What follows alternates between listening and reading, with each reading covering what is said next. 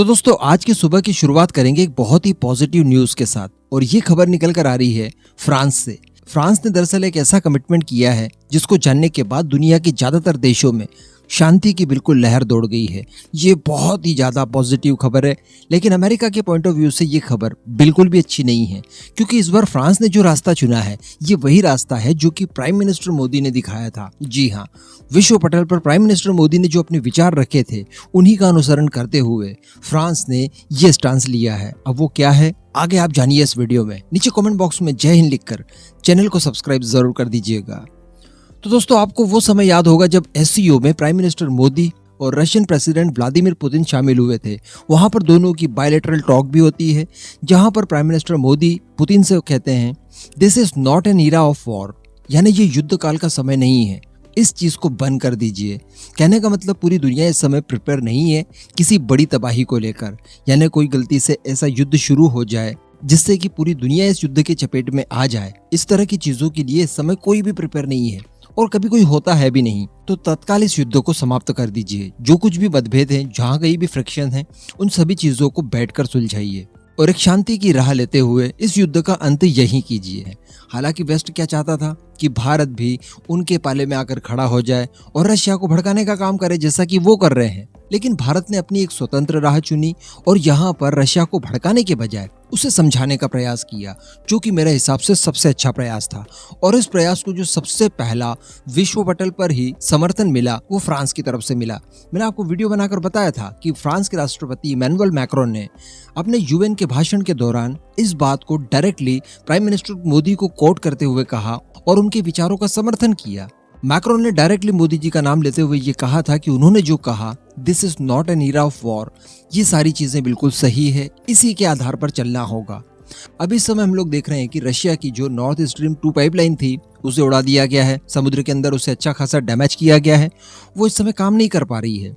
इसके बाद हम लोगों ने देखा कि रशिया को क्रीमिया से जोड़ने वाला जो एक ड्रीम प्रोजेक्ट था व्लादिमीर पुतिन का, एक ऐसा ब्रिज जो कि पूरे यूरोप में सबसे बड़ा था और उसे बनाने के लिए 3.7 बिलियन डॉलर्स रशिया ने खर्च किए थे, उस ब्रिज को उड़ा दिया जाता है और बड़े ही संदिग्ध परिस्थितियों में उड़ाया जाता है।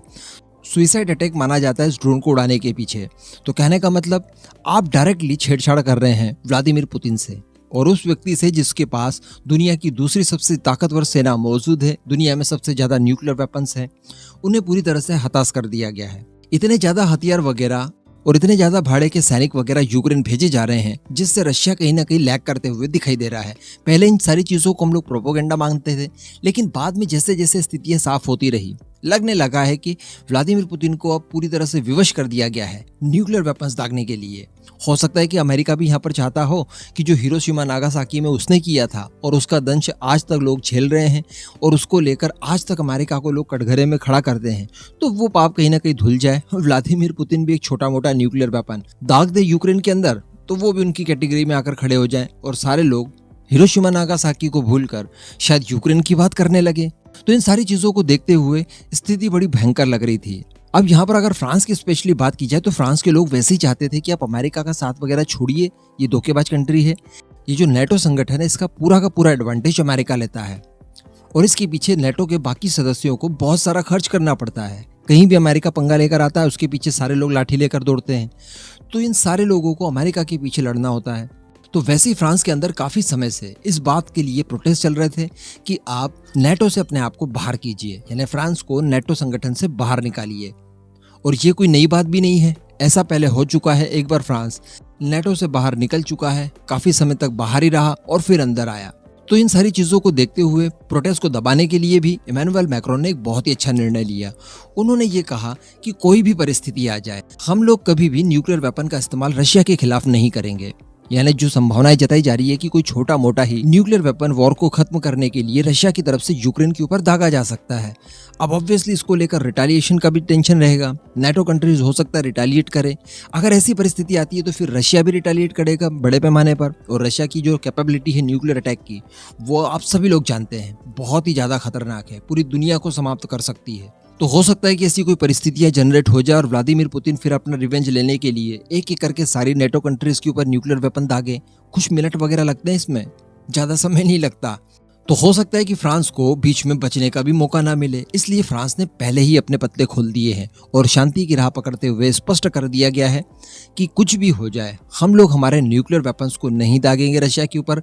दागना छोड़ दीजिए, उन्हें डिप्लॉय भी नहीं करेंगे, ताकि अब रशिया का एडमिनिस्ट्रेशन पूरी तरह से इस बात के लिए आश्वस्त हो जाए कि जो कुछ भी हो, कैसी भी युद्ध किसी भी मोड़ पर पहुंचे, फ्रांस की तरफ से हमारे ऊपर न्यूक्लियर वेपन से अटैक नहीं किया जाएगा। तो अगर ऐसा होता है तो फिर रशिया की भी ड्यूटी बनती है कि वो भी फ्रांस के ऊपर ऐसा कोई अटैक ना करे।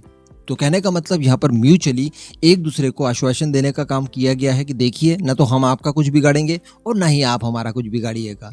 अगर एक एक करके नेटो के सारे सदस्य इस तरह की चीजें बोल दे, खासकर वो देश जो कि न्यूक्लियर संपन्न है, तो मेरे ख्याल से अमेरिका के ऊपर इसका अच्छा खासा दबाव पड़ेगा और कहीं ना कहीं इस युद्ध को रोकने में ये चीजें काफी सहायक साबित होंगी। इस पूरे मुद्दे पर आपका क्या मानना है, नीचे कमेंट करके जरूर बताइएगा।